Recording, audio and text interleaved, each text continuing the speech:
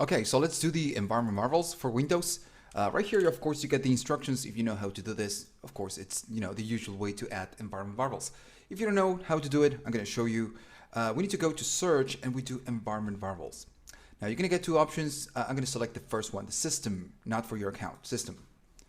All right, I'm going to go here to advanced and at the bottom select environment variables. And as you can see, we get the Chocolatey, everything got installed for us and everything else. So what we need to do first, the step number 3, is to copy this name called Android Home. I'm going to copy, go here and say new. I'm going to go paste the name.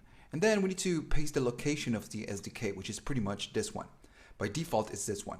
And it says right here at the bottom that maybe you want to check that you get it installed here. And you can go to Android Studio, Preferences, Appearance, System Settings, and Android SDK. If you go here, it will give you the location of where it got installed. By default, it's this location. So I'm going to go here and say that I want to paste this. I'm going to make capital C because I like it that way. And I'm going to go and change the username. So of course, my username, it's Fer. So I'm going to do F-E-R. Of course, you should put your username, right? I'm gonna do OK, and that is done. Now, this step number 3, it says add platform tools to path.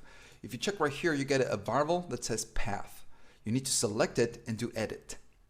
Now, then you're gonna get a list of all your variables that you get right here. And as you can see, you can forget, you're gonna get it. Sometimes you get it by default, so it won't kind of update it for me.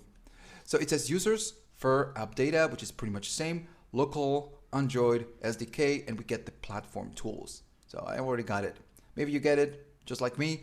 If you don't, you will need to, of course, copy this, go right here, add a new one, and you will need to paste it right here and make the changes with the username and the letter C if you wish. And that's it. Once you click OK, make sure you click OK. Then right here, OK again, and right here, OK again. If you do cancel or you close it, it's not going to save it. And that's it. You're ready to create a new application. So let's go to the next one and start with this.